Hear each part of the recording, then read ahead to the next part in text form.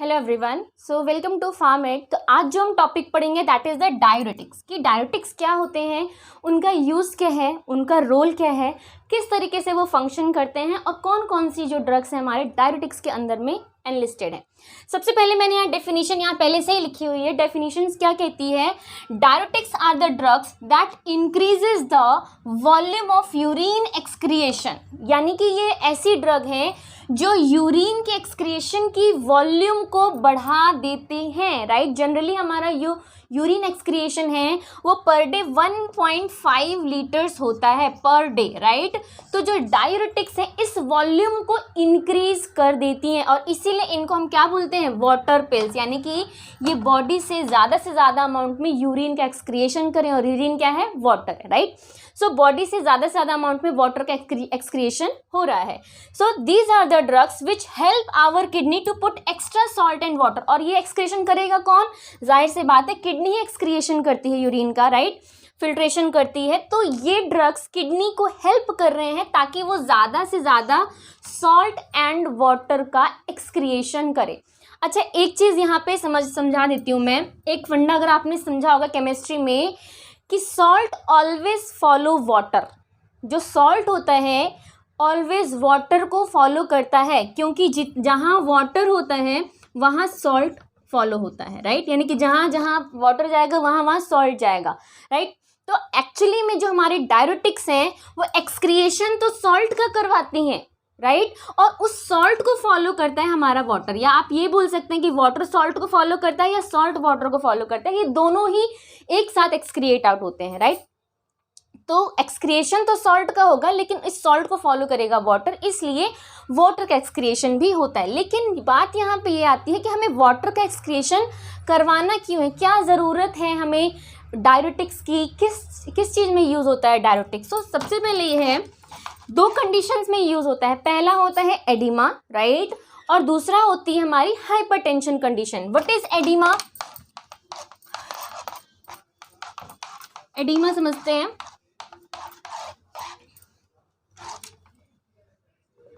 Oedema या use of diuretics, किस condition में हम डायरेटिक्स का यूज करते हैं? फर्स्ट कंडीशन होती है एडिमा। एडिमा का क्या मतलब क्या होता है कि जो इंट्रासेलुलर सेल्स है ना, जो हमारी सेल्स होती हैं उनमें एक्यूमुलेशन ऑफ फ्लूइड का एक्यूमुलेशन हो जाना, यानी कि फॉर एग्जांपल ये अगर सेल्स हैं, राइट, तो इन सेल्स के अंदर फ्लूइड का एक्यूमुलेशन हो जाना और जिसकी वजह से जो सेल्स हैं वो स्वेल अप हो जाएंगे। आपने देखा होगा स्वेलिंग हो जाती है। राइट, कुछ लोग बोलते हैं कि हमारी बॉडी में पानी भरा है, एक्चुअली में this is the swelling of cells. और स्वेलिंग ऑफ सेल्स किस लिए होती है? That is the accumulation of fluid. Accumulation of fluid, तो वो फ्लूइड क्या है? That is water.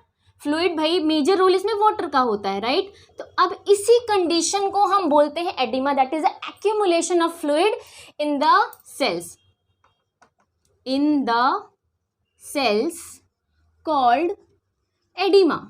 राइट, तो अब इस कंडीशन को ही ओवरकम करने के लिए, ट्रीट करने के लिए हमको डायरेटिक्स की ज़रूरत होती है। डायरेटिक्स क्या करती हैं जनरली कि हमारी बॉडी से या किडनी पे इफेक्ट करती है ताकि किडनी ज़्यादा से ज़्यादा सॉल्ट का एक्सक्रिएशन करे, वाटर का एक्सक्रिएशन करे, जिसकी वजह से जैसे जैसे सॉल्ट एक्सक्रिएट होगा वाटर भी एक्सक्रिएट आउट होगा और जो सेल्स हैं इनके अंदर का भी जो वाटर फिल्ड हुआ है, जो एक्यूमुलेट हुआ है, वो भी लॉस होगा। राइट, सो इसलिए बेसिक रोल है डायरेटिक्स का एडिमा में। एडिमा कई तरह के होते हैं, अब जिस जगह पे हो जाएगा वहाँ का oedema. For example pulmonary oedema आपने सुना होगा। पल्मोनरी एडिमा में होता है कि accumulation of fluid in the lungs, accumulation of fluid in the lungs, यानी कि लंग्स में बोलते हैं कि फेफड़ों में पानी भर गया, दैट इज एडिमा। फिर आपने सुना होगा सेरिब्रोस्पाइनल एडिमा। सेरिब्रोस्पाइनल एडिमा मतलब कि जो ब्रेन की सेल्स हैं या सीएसएफ है, सीएसएफ जिसको बोलते सेरिब्रोस्पाइनल फ्लूइड, वो भी एक तरह का फ्लूइड होता है, तो उस फ्लूइड का लेवल बढ़ जाता है। राइट, तो वो भी एक तरह का सेरिब्रोस्पाइनल एडिमा है। तो accumulation of fluid, accumulation of fluid in the CSF, in the CSF. Okay, so इस कंडीशन को ही ट्रीट करने के लिए हमको लगती हैं डायरेटिक्स, जो कि सॉल्ट एंड वाटर का एक्सक्रिएशन करेंगी. जनरली सॉल्ट का एक्सक्रिएशन करती हैं, और सॉल्ट का एक्सक्रिएशन होगा तो वाटर उसको फॉलो करेगा, और जिससे बॉडी में जो एक्सेसिव वाटर है वो यूरिन के थ्रू एक्सक्रिएट आउट हो जाएगा. तो ये तो मैंने बताया कि एडिमा की कंडीशन में यूज होता है डायरेटिक्स का. इसके अलावा और भी कई कंडीशन है. फॉर एग्जाम्पल अगर हम बात करें हाइपरटेंशन की,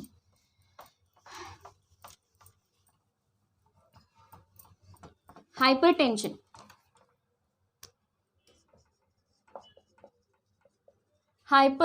हाइपरटेंशन वैसे तो इसकी बहुत सारी इटियोलॉजी थी, बहुत सारे कॉजेज से हाइपरटेंशन होता है. बट एक कॉज ये भी होता है increased blood volume. Hypertension also caused by increased blood volume. अब ब्लड वॉल्यूम का मतलब क्या है? यहाँ पे कुछ बच्चे कंफ्यूज होते हैं. ब्लड वॉल्यूम मतलब ब्लड सेल्स बढ़ जाना. एक्चुअली नॉट, क्योंकि मैंने बताया था कि ब्लड हमारा दो चीज से मिलकर के बनता है. एक होता है हमारा प्लाज्मा और एक होती है हमारी ब्लड सेल्स, राइट. तो अब इस प्लाज्मा का मेन कंटेंट होता है, प्लाज्मा हमारा होता है कितना 55% और ब्लड सेल्स होती है 45%, राइट. यानी कि प्लाज्मा का अमाउंट ज्यादा है. और प्लाज्मा क्या है? एक लिक्विड फॉर्म है. प्लाज्मा एक लिक्विड फॉर्म है और इसी की वजह से ब्लड जो है एक लिक्विड फॉर्म में रहता है. तो अब इस प्लाज्मा में 55% है टोटल ब्लड का, लेकिन इस प्लाज्मा में भी 92% क्या होता है? वाटर होता है. ठीक है, तो ब्लड वॉल्यूम बढ़ने का मतलब है कि इस प्लाज्मा में जो वाटर कंटेंट है ना, उसका वॉल्यूम बढ़ जाना, not the content of blood cells. Blood cells अगर काउंट बढ़ेगा तो ब्लड थिक होगा, उसकी विस्कोसिटी बढ़ जाएगी, वो थिक होगा, वो उसका फ्लो में बहुत दिक्कत होगी. तो वो ब्लड वॉल्यूम इंक्रीज होना नहीं होता है. ब्लड वॉल्यूम इंक्रीज होने का मतलब है कि ब्लड के प्लाज्मा में वाटर कंटेंट का इंक्रीज हो जाना, राइट. तो अब इस कंडीशन में भी, यानी कि जब हाइपरटेंशन होता है तो ब्लड किसी रीजन से ब्लड वॉल्यूम भी जो है वो इंक्रीज रहेगा. तो ब्लड वॉल्यूम अगर इंक्रीज हो गया, इंक्रीज अगर ब्लड वॉल्यूम है, राइट, तो जितना ज़्यादा ब्लड वॉल्यूम रहेगा उतना ही ज़्यादा ब्लड प्रेशर बढ़ेगा. क्यों? इसका रीज़न है increased blood volume increase the peripheral resistance. Peripheral resistance. अब ये पेरीफेरल रेजिस्टेंस का मतलब क्या है? कि जो ब्लड कैपिलरीज हैं जिनमें ब्लड फ्लो हो रहा है, ब्लड उन कैपिलरीज पे एक प्रेशर लगाता है, उनकी वॉल्स पे. ठीक है, तो अब इनकी वॉल पे जितना प्रेशर लगेगा उसी को हम बोलते हैं peripheral resistance.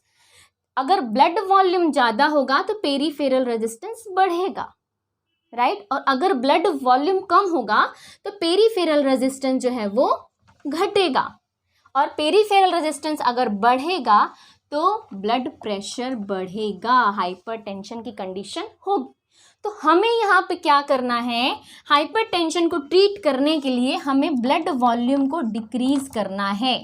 To treat hypertension we must decrease blood volume. ठीक है, अब ब्लड वॉल्यूम कैसे डिक्रीज करेंगे? अब कैसे ब्लड में से पानी को निकालोगे?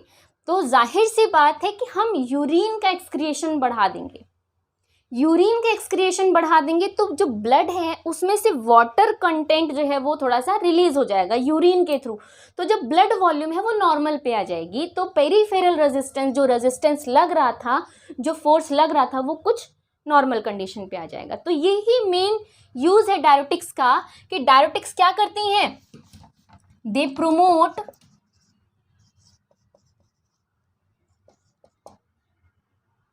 Blood volume. ठीक है, and diuretics promote urine excretion and decrease blood volume.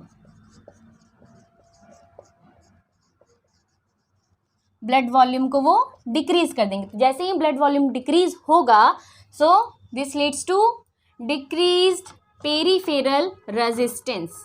Peripheral resistance अगर आपको नहीं समझ में आएगा तो मैं इस पर एक डिटेल वीडियो बना दूंगी, जो हमारा BCHF के जितने भी हमारे लेक्चर्स हैं उसमें इंक्लूड होगा। पेरीफेरल रेजिस्टेंस क्या है, ठीक है, मायोकार्डियल इन्फेक्शन वगैरह इन सब चीज़ों में ये इन्वॉल्व होता है। तो जितना ज़्यादा पेरीफेरल रेजिस्टेंस कम होगा, यानी कि आप ये समझिए कि एक नली में अगर वाटर फ्लो हो रहा है, तो अगर उसमें वाटर ज़्यादा फ्लो होगा तो उस नली की वॉल पे प्रेशर ज़्यादा लगेगा। अगर वाटर कम फ्लो होगा तो उस नली की वॉल पे प्रेशर भी कम लगेगा। तो जो प्रेशर है उसी को हम बोल रहे हैं पेरीफेरल रेजिस्टेंस, ठीक है। तो ये पेरीफेरल रेजिस्टेंस कम हो जाएगा तो ब्लड प्रेशर कम हो जाएगा। तो इस ब्लड प्रेशर को ही ट्रीट करने के लिए हम अल्टीमेटली देते हैं डायूरेटिक्स, जो कि यूरिन के एक्सक्रिएशन को प्रमोट करती हैं और ब्लड के वॉल्यूम को डिक्रीज करेंगी। ब्लड वॉल्यूम डिक्रीज होगा तो पेरीफेरल रेजिस्टेंस डिक्रीज होगा और ब्लड प्रेशर जो है वो डिक्रीज होगा। ओके, तो ये तो हमने ये समझी कि किस कंडीशन में डायूरेटिक्स यूज होती हैं। अब हम ये समझेंगे डायूरेटिक्स के रोल को समझने के लिए, उनके मैकेनिज्म को समझने के लिए हमें सबसे पहले किडनी, उसका फंक्शन थोड़ा सा बेसिक, नेफ्रॉन की यूरिन फॉर्मेशन फिजियोलॉजी को थोड़ा सा समझना होगा, क्योंकि हमारी जितनी भी ड्रग्स हैं वो सारी उसी मैकेनिज्म पे बेस्ड हैं। ओके, सो अगर आपने इंटरमीडिएट में किडनी का स्ट्रक्चर अगर आपने पढ़ा होगा तो हमारी किडनी कुछ इस तरीके से, मैं एक रफ डायग्राम बना रही हूँ, मेरी ड्राइंग कुछ खास नहीं है, टू बी ग्रांटेड नहीं लीजिएगा।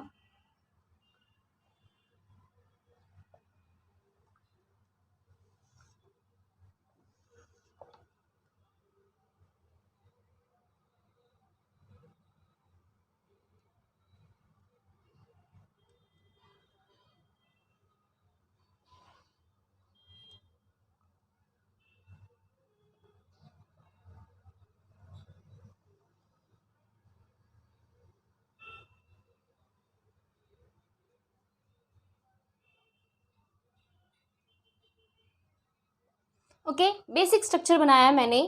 इसमें बेसिकली इस पार्ट को हम बोलते हैं कॉर्टेक्स, ठीक है। इस पार्ट को हम बोलते हैं मेडुला। क्या बोलते हैं? मेडुला। ये जो आप देख रहे हैं ये हमारी आर्टरीज हैं एंड वीन्स हैं। ये जो है हमारी रीनल आर्टरी है, रीनल आर्टरी, और ये जो है हमारा ये रीनल वीन है, राइट। और दिस इज द कलेक्ट, या आप बोल सकते हैं कि यूरेथ्रा, नहीं सॉरी, यूरेटर्स, यूरेटर्स, ठीक है, यूरेटर्स हैं ये।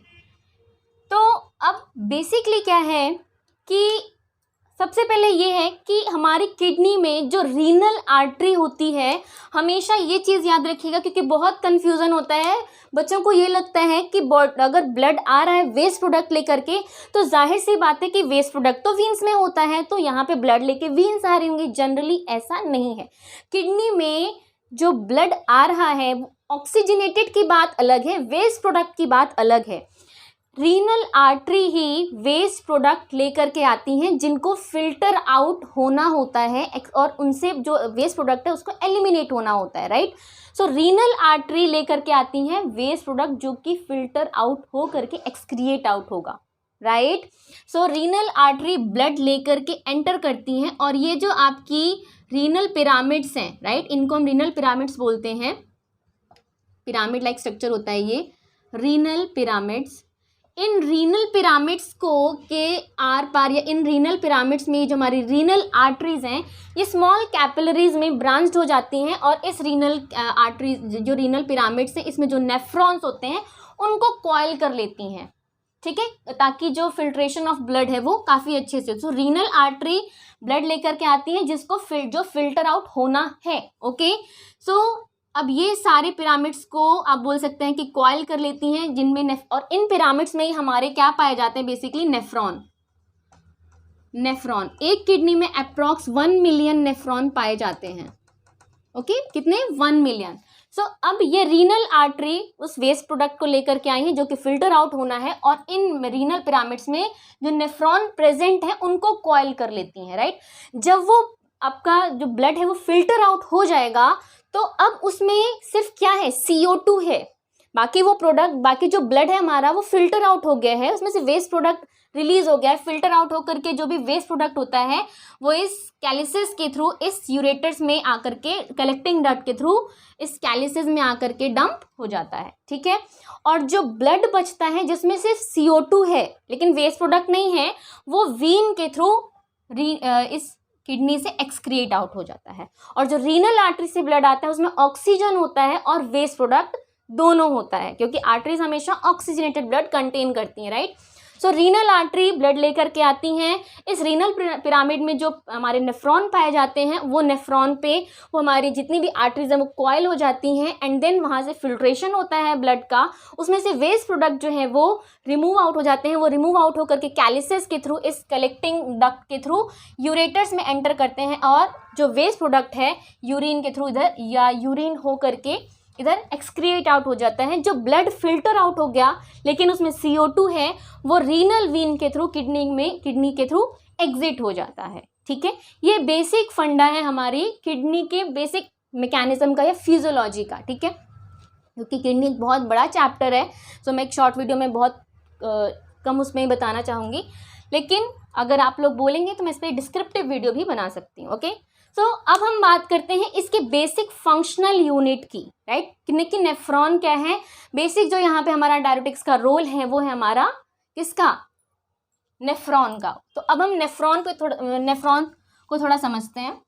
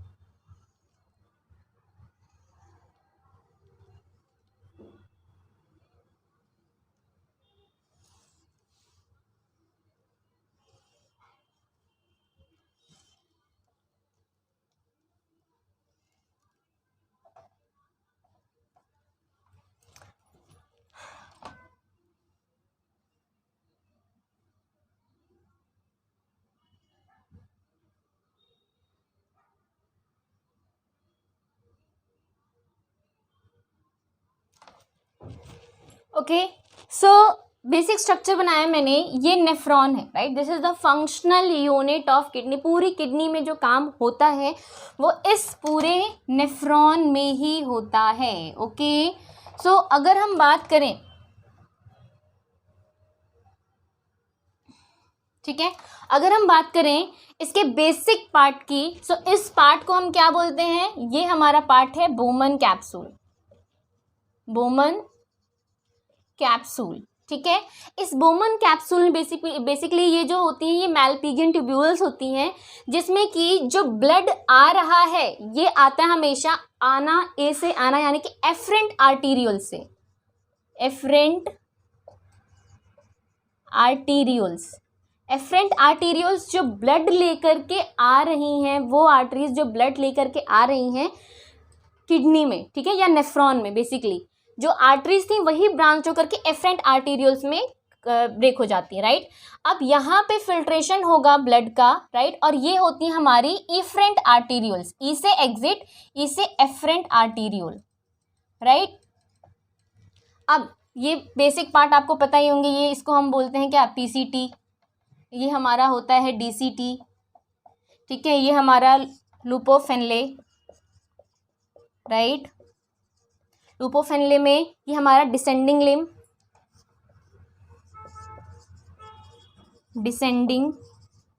लुपोफेनले, और ये हमारा ascending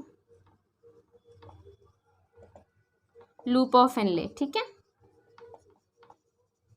ascending loop of फिनले, right. This is called collecting duct,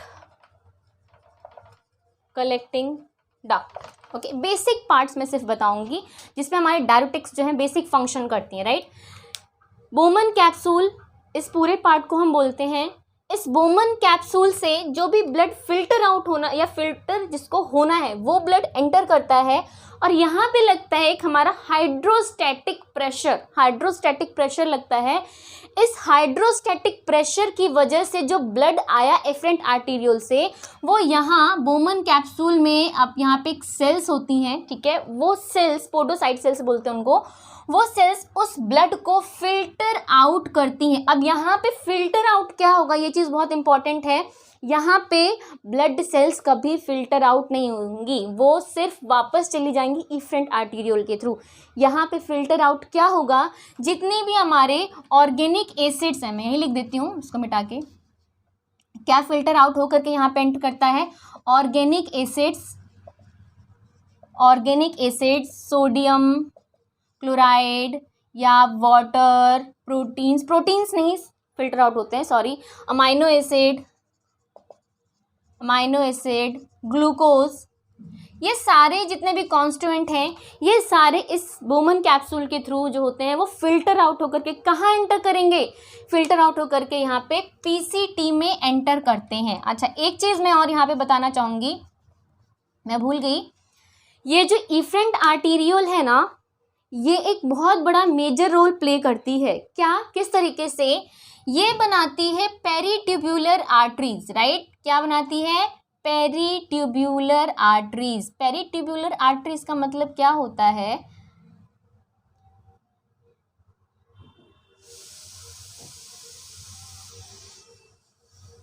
पेरीट्यूब्यूलर arteries,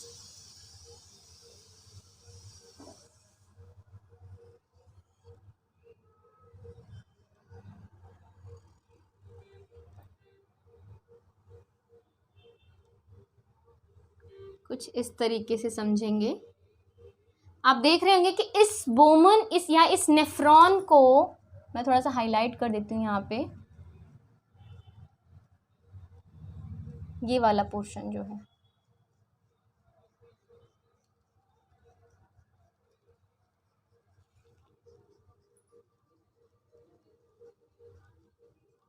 ये वाला पोर्शन, राइट।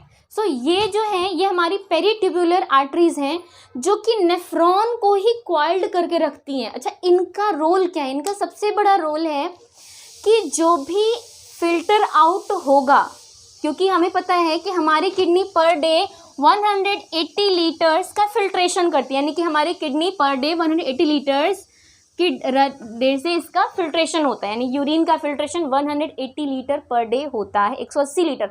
लेकिन क्या इतना यूरिन एक्सक्रिएट आउट होता है, नहीं, एक्सक्रिएशन में सिर्फ 1.5 लीटर्स। तो बाकी का सारा क्या होता है, बाकी का सारा 99% ऑफ फिल्ट्रेट इज रीएब्जॉर्ब्ड, यानी कि वापस से ब्लड स्ट्रीम में रीएब्जॉर्ब हो जाएगा। क्योंकि अगर इतना लीटर ऑफ अगर वाटर एक्सक्रिएट होगा, इतना तो हमारी हम पीते भी नहीं है, राइट, और इतना सा हमारी बॉडी में भी, पूरी बॉडी में नहीं है जितना ये फिल्ट्रेशन हो रही है पर डे।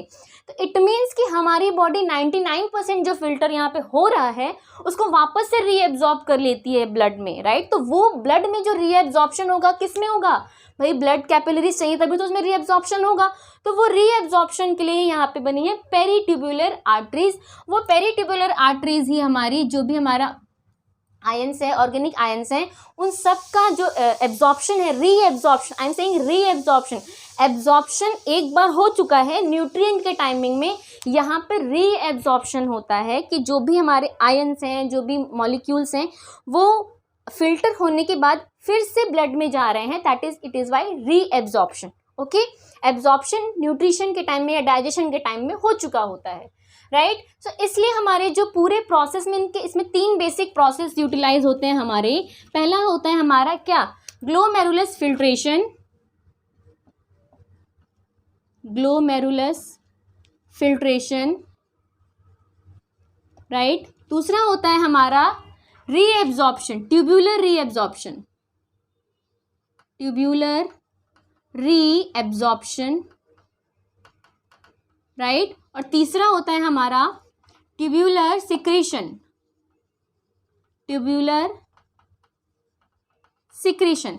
तो जो मैंने यहाँ पे बताया कि ब्लड का फिल्ट्रेशन होता है बोमन कैप्सूल से, और ब्लड जो है उसमें जितने भी ऑर्गेनिक आयंस हैं, ब्लड कभी भी इस नेफ्रॉन में एंटर नहीं करेगा। कीप इन माइंड, प्रोटीन्स और ब्लड सेल्स या जितनी भी ब्लड सेल्स हैं वो कभी भी इस फिल्ट्रेशन में एंटर नहीं करती हैं। सिर्फ क्या फिल्टर आउट होगा, वेस्ट प्रोडक्ट। वेस्ट प्रोडक्ट में भी क्या, organic ions, amino acid, glucose, sodium, जितने भी सॉल्ट्स हमारे, इंक्लूडिंग वाटर। अगर इसमें बोमन क्या या फिल्ट्रेशन के ड्यूरेशन में ब्लड सेल्स अगर फिल्टर आउट हो जाती हैं बोमन कैप्सूल, तो वो एक डिजीज कंडीशन है, ठीक है, क्योंकि ऐसा जनरली नहीं होना चाहिए। तो ये तीन बेसिक प्रोसेस के थ्रू यूरिन का फॉर्मेशन होता है, glomerulus filtration, tubular reabsorption and tubular secretion. तो यहाँ पे जो फर्स्ट स्टेप था ये हमारा ग्लोमेरुलस फिल्ट्रेशन था, ग्लोमेरुलस फिल्ट्रेशन। अब फिल्ट्रेशन होने के बाद क्या क्या प्रोडक्ट मैंने बताया था यहाँ पे, ऑर्गेनिक एसिड्स, ऑर्गेनिक एसिड्स और आपका glucose, sodium, water, amino acids, ये सारा का सारा यहाँ पे एंटर होता है, राइट। अब यहाँ पे जैसे ही आता है क्या होता है कि ये है पेरिट्यूबुलर आर्टरीज। ये पेरिट्यूबुलर यहाँ पे होता है 65% ट्यूबुलर रीएब्जॉर्प्शन यहाँ पे होगा। कहाँ पे, पीसीटी में। यहाँ पे होता है हमारा tubular reabsorption, reabsorption. Tubular reabsorption में जितने भी हमारे सोडियम है, for example sodium chloride, bicarbonate, इसके अलावा amino acid, glucose and water, ये सारा हमारा इसमें रीएब्जॉर्ब हो जाता है पेरिट्यूबुलर आर्टरीज में। और ये पेरिट्यूबुलर आर्टरीज वापस से उस आयंस को लेकर के ब्लड में सर्कुलेट कर देती, ताकि हमारी बॉडी में भी आयंस की जो वैल्यू है वो कम ना हो जाए, क्योंकि यहाँ पे जितने तो फिल्टर आउट हो जाता है, राइट। अब आती है बात हमारे नीचे, 65% जो है हमारा एब्जॉर्प्शन जो है, रीएब्जॉर्प्शन पीसीटी में हो जाता है। 65% reabsorption of organic ions is done in PCT, right? PCT में 65% रीअब्जॉर्प्शन हो जाता है, right? अब आती है बात हमारे यहाँ पे, क्योंकि मेरे पास जगह कम है इसलिए मैं थोड़ा मिटाती जा रही हूँ इधर। अब आती है बात हमारे यहाँ पे लूप पे, राइट, लूप ऑफ हेनले। यहाँ पे हम देख रहे हैं कि दो लूप है। एक है हमारी जो हमेशा नीचे जाती है, वो होती है हमारी डिसेंडिंग लूप ऑफ हेनले, और जो ऊपर की तरफ जाती है ये हमारी होती है असेंडिंग लूप ऑफ हेनले। अब एक चीज़ और याद रखनी है कि जो यहाँ पे आ रहा है, अभी हम इसको यूरिन नहीं बोलते, इसको हमेशा फिल्ट्रेट बोलते हैं। तो जो फिल्ट्रेट आ रहा है, राइट, वो डाउन आएगा, और डाउन आ करके ये जो लूप ऑफ हेनले है ये होती है हमारी परमिएबल। ये अलग अलग होती है, जैसे कि अगर ये जो डिसेंडिंग लूप है ये परमिएबल टू वाटर होती है, descending loop of Henle is permeable to water, right. तो यानी कि डिसेंडिंग लूप में हमेशा वाटर का लॉस होगा, यानी कि इससे वाटर जो है वो बाहर जाएगा। परमिएबल का मतलब इससे वाटर एक्सक्रिएट आउट हो सकता है, या बोल सकते हैं कि इसको क्रॉस करके कॉर्टेक्स में जा सकता है, या मेडुला में जा सकता है, सॉरी। तो descending loop of Henle is permeable to water, तो यानी कि डिसेंडिंग लूप से वाटर का लॉस होगा, ओके, राइट। अब आती है बात असेंडिंग लूप ऑफ हेनले। अब असेंडिंग, अब यहाँ पे जो आपका फिल्ट्रेट आया, यहाँ पे वाटर लॉस हो गया, तो अब वो जो फिल्ट्रेट हुआ वो कंसनट्रेट हो गया, राइट, उसमें से वाटर का लॉस हो गया, तो अब वो कंसनट्रेटेड फिल्ट्रेट है, यानी कि उसमें वाटर कम है। तो जैसे ही वो फिल्ट्रेट इधर आएगा, तो अब यहाँ की जो वॉल है वो परमिएबल टू सोडियम है या सोडियम सॉल्ट्स है, तो यहाँ पे सोडियम सॉल्ट्स का लॉस होगा।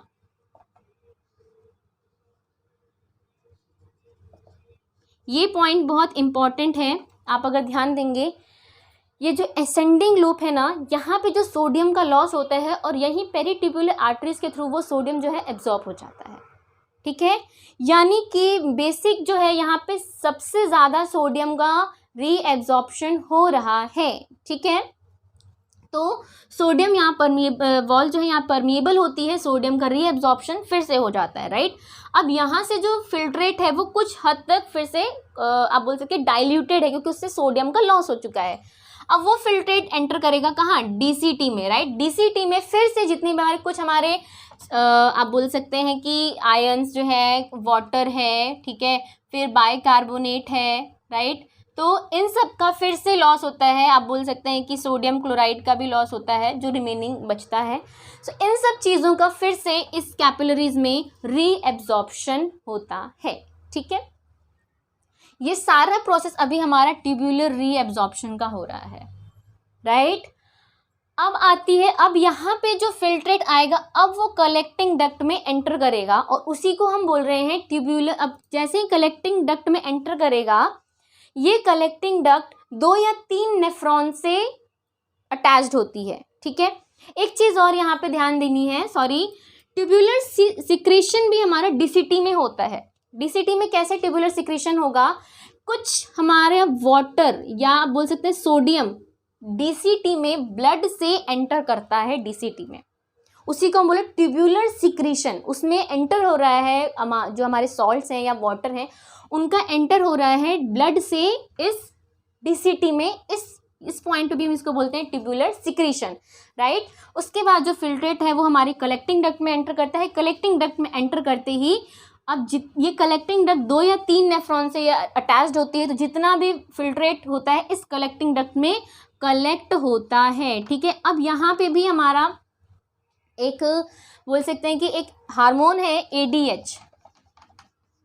ठीक है, एडीएच का फुल फॉर्म है anti diuretic hormone. Anti diuretic hormone, ये एंटी डायरेटिक हार्मोन रेगुलेट करता है कितना अमाउंट ऑफ वाटर का, यहाँ पे वाटर का एब्जॉर्प्शन होता है।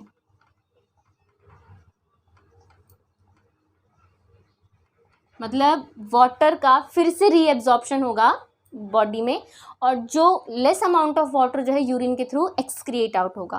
तो अब यहाँ पे जो एडीएच है ना, वो ये रोल प्ले कर रहा है कि हमारी बॉडी कितनी हाइड्रेटेड है, उस बेसिस पे ये हार्मोन वाटर का एब्जॉर्प्शन या सिक्रीशन करेगा। कैसे, एग्जाम्पल, अगर हमारी बॉडी डिहाइड्रेटेड है या हमारी बॉडी में अगर वाटर की कमी है, तो उस कंडीशन में, राइट, मैक्सिमम वाटर का एब्जॉर्प्शन बॉडी में हो जाएगा और लेस अमाउंट ऑफ वाटर का सिक्रीशन होगा यूरिन में। एडीएच मैक्सिमम वाटर का एब्जॉर्प्शन कराएगा और लेस अमाउंट ऑफ वाटर का सिक्रीशन होगा यूरिन में, ताकि वाटर कंजर्व रहे हमारी बॉडी में डिहाइड्रेशन की कंडीशन में। ठीक है, अगर आपने देखा होगा जब हम पानी कम पीते हैं, हमारी बॉडी डिहाइड्रेटेड है, तो उस समय यूरिन में काफ़ी कंसनट्रेटेड होता है, क्योंकि हमारी बॉडी वाटर को बचा रही है। इसके अपोजिट अगर हमारी बॉडी में वाटर का फ्लूइड ज़्यादा है या वाटर का लेवल ज़्यादा है, तो उस कंडीशन में वाटर का एब्जॉर्प्शन वो कम करती है और मैक्सिमम अमाउंट ऑफ वाटर का जो एक्सक्रिएशन करती है। तो ये हार्मोन भी ये रोल प्ले करता है। आई होप आप लोगों को थोड़ा समझ में आया हो। इसका मैं आप लोगों को नोट्स अपलोड कर दूंगी इस बॉक्स में, राइट, या इस नेक्स्ट वीडियो में मैं आगे डिस्क्रिप्टिव और डालूंगी, तो उसमें पूरा नोट्स अपलोड कर दूंगी डायरेटिक्स का, राइट। तो अब इतना रोल हमने समझा कि नेफ्रॉन का रोल क्या है।